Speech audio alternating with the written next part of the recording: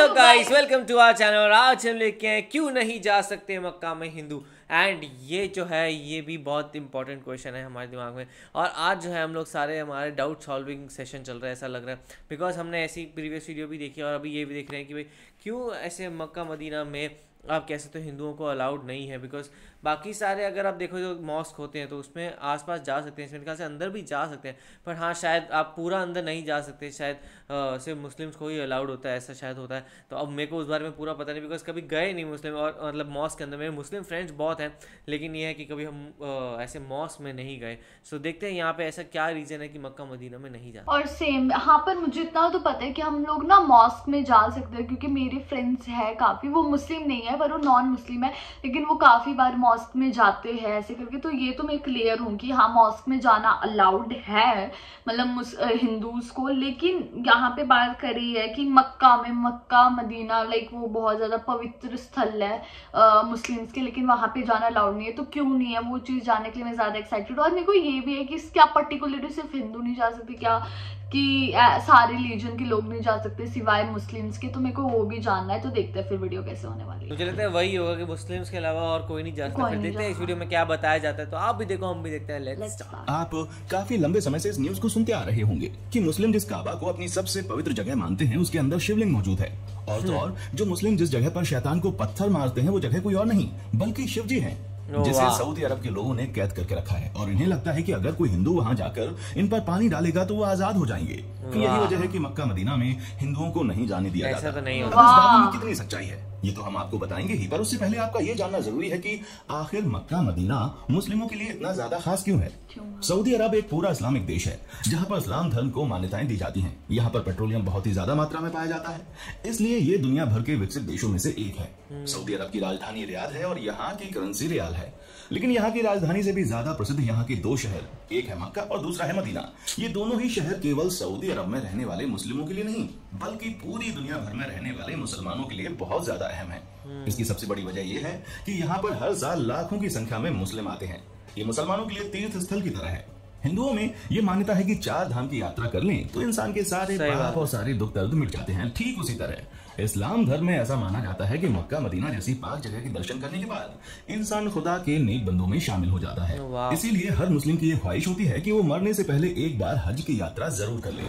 इस जगह की महत्वता कितनी है इसका अंदाजा आप इस बात से लगा सकते हैं कि मुस्लिम चाहे दुनिया के किसी भी कोने में नमाज क्यों ना पढ़े, हमेशा काबा की ओर मुंह करके ही नमाज वो पढ़ते हैं। जैसे कि भारत में रहने वाले मुस्लिम पश्चिम की ओर मुंह करके नमाज पढ़ते हैं, क्योंकि हमारे देश से मक्का पश्चिम में स्थित है। और मुस्लिम ये भी मानते हैं कि पश्चिम की ओर मुंह करके झूठ बोलना गुनाह है। दोस्तों, जब लोग हज की यात्रा करने के लिए जाते हैं तो वो काबा के चारों ओर चक्कर लगाते हैं। इसे तवाफ कहा जाता है और ये हज का सबसे खास हिस्सा होता है।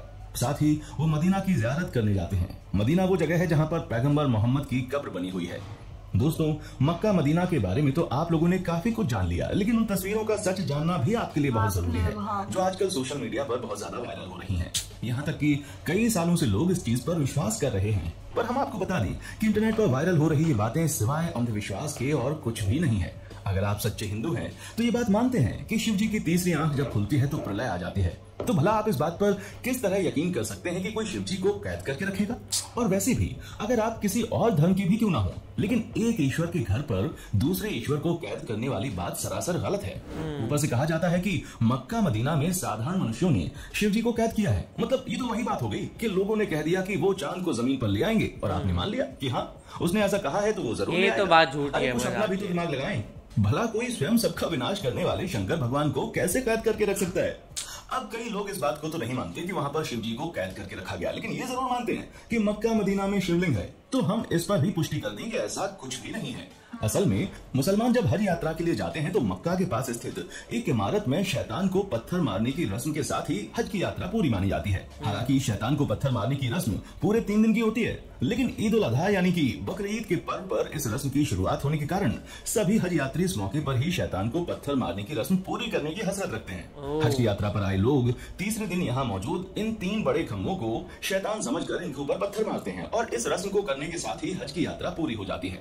अब कई सारे हिंदुओं का ये कहना है कि यही खंभे शिवलिंग है, इनके नीचे शिवलिंग स्थापित की गई है। तो दोस्तों ऐसा बिल्कुल नहीं है, बल्कि इसका सच कुछ और ही है।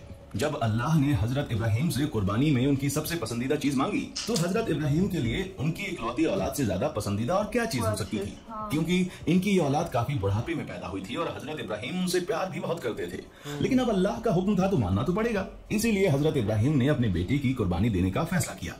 दोस्तों, हजरत इब्राहिम जब अपने बेटे को लेकर कुर्बानी देने जा रहे थे तभी रास्ते में एक शैतान मिला जिसने हजरत इब्राहिम से कहा कि वो इस उम्र में अपने बेटे की कुर्बानी क्यों दे रहे हैं, अब तो उनका बेटा होना भी बहुत ही मुश्किल है, ऊपर से ये बेटा इतने सालों के बाद बुढ़ापे में पैदा हुआ है जो बुढ़ापे का सहारा बनेगा। अल्लाह के कहने पर हजरत इब्राहिम कैसे अपने जिगर के टुकड़े को कुर्बान कर सकते हैं। अभी शैतान की सारी बातें सुनकर हजरत इब्राहिम सोच में पड़ गए और फिर इनका कुर्बानी देने का इरादा भी डगमगाने लगा। लेकिन फिर इनको ख्याल आया कि नहीं, ये चीज गलत है, अल्लाह की फरमाइश सबसे पहले है। और तब हजरत इब्राहिम कुर्बानी देने के लिए चले गए। हजरत इब्राहिम को लगा कि कुर्बानी देते समय कहीं वो भावनाओं में ना बह जाएं। यही वजह है कि कुर्बानी देते वक्त उन्होंने अपनी आंखों पर पट्टी बांध ली थी। लेकिन भला खुदा कैसे किसी के साथ बुरा कर सकता था, वो तो बस हजरत इब्राहिम की परीक्षा ले रहा था जिसमें हजरत इब्राहिम पूरी तरह से पास हो गए। इसीलिए खुदा ने हजरत इब्राहिम के बेटे की जगह कुर्बानी देने के लिए एक बकरे को खड़ा कर दिया और तभी से बकरा ईद के दिन बकरे की कुर्बानी देने की परंपरा चली आ रही है। यही वजह है कि हज यात्री जब जानवर की कुर्बानी दे देते हैं तो ये उस शैतान को पत्थर मारने पहुंच जाते हैं जिसने हजरत इब्राहिम को भड़काने की कोशिश की थी। और इसी पत्थर मारने की रस्म के साथ ही खुदा से ये वादा भी करते हैं कि कोई भी शैतान उन्हें कभी बहका नहीं पाएगा, फिर चाहे वो शैतान बाहर की दुनिया में हो या फिर उनके पर अभी मेन क्वेश्चन का आंसर नहीं दिया। सच्चे दिल से खुदा की मैं भी वही सोच रही थी। ऐसे में दोस्तों ये कोई शिवलिंग नहीं है बल्कि जो 3 खंबे हैं वो शैतान का प्रतीक हैं जिस पर पत्थरों की बरसात करके लोग अपने अंदर के शैतान को मारने की कोशिश करते हैं।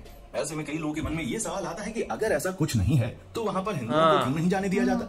दोस्तों, यहाँ पर सबसे पहली बात तो यह है कि सिर्फ हिंदुओं को ही नहीं बल्कि किसी भी गैर मुस्लिम धर्म, फिर चाहे वो हिंदू हो, सिख हो, ईसाई हो, बौद्ध हो या कोई भी हो, अगर वो मुसलमान नहीं है तो उसे काबा के अंदर नहीं जाने दिया जाएगा। क्योंकि ऐसा माना जाता है कि अगर कोई मुसलमान नहीं है तो जाहिर सी बात है वो सच्चे दिल से अल्लाह पर विश्वास भी नहीं करता है, और जो सच्चे दिल से अल्लाह पर विश्वास नहीं करता उसे काबा के अंदर प्रवेश करने की इजाजत नहीं है।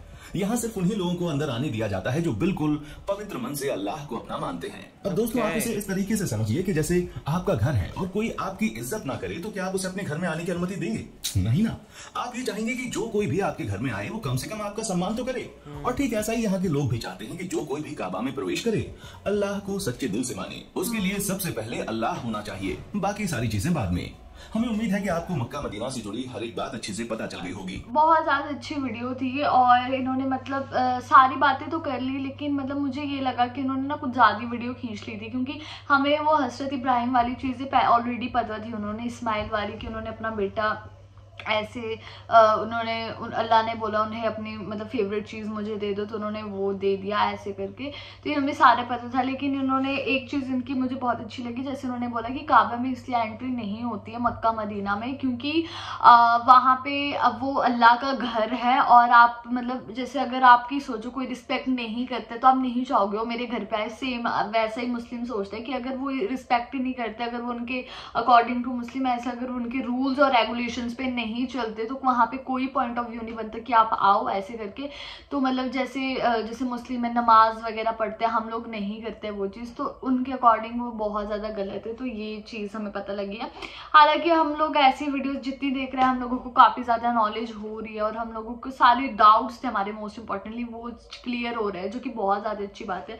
तो मेरे को बहुत अच्छा लगा कि मुझे कि मेरे सारे डाउट ऐसे क्लियर हो वही। और साथ में देखा जाए तो ऐसा कोई प्रोमिनेंट ऐसा वो लॉ टाइप नहीं है, पर ये है ऑफकोर्स एक रीज़न बनाया है कि सिर्फ मुस्लिम्स को अलाउड है। तो ऐसा नहीं कि सिर्फ हिंदुओं के साथ वो बाइफर्केशन की जा रही है, ऐसे सबके साथ ये है कि भाई सिर्फ वहाँ पे एक मतलब ऐसा नहीं मेंबरशिप क्लब टाइप है कि भाई सिर्फ वही लोग जा सकते, तो वैसा सिर्फ मुस्लिम्स ही जा सकते हैं और कोई वहाँ पे अलाउड नहीं है। तो उस तरीके से पूरा सिस्टम है। सो ये था। और बाकी जो उन्होंने पूरा स्टोरी बताई थी वो पत्थर की और जो शिवलिंग में लोग मान रहे थे वो तो मेरे ख्याल से ये था कि व्हाट्सएप जोक्स है और वो व्हाट्सएप पे फॉरवर्ड्स है, कुछ भी लोग मानते हैं, कुछ भी फॉरवर्ड हो जाता है। पर ये था कि वो वाइड बिलीफ नहीं है, कोई भी ऐसे बिलीव नहीं करता है कि वहाँ पे वो एक्चुअली शिवलिंग है। वो सबको पता है कि वो सब चीज़ तो सब ऐसे कुछ भी कोई भी बना के फॉरवर्ड्स कर देता है। तो आप लोगों को ये वीडियो कैसी लगी आप हमें कमेंट सेक्शन में जरूर बताएगा। ऐसे लाइक करते जाइए, कमेंट करते जाइए, शेयर करते जाइए और सब्सक्राइब करते जाइए। बाय।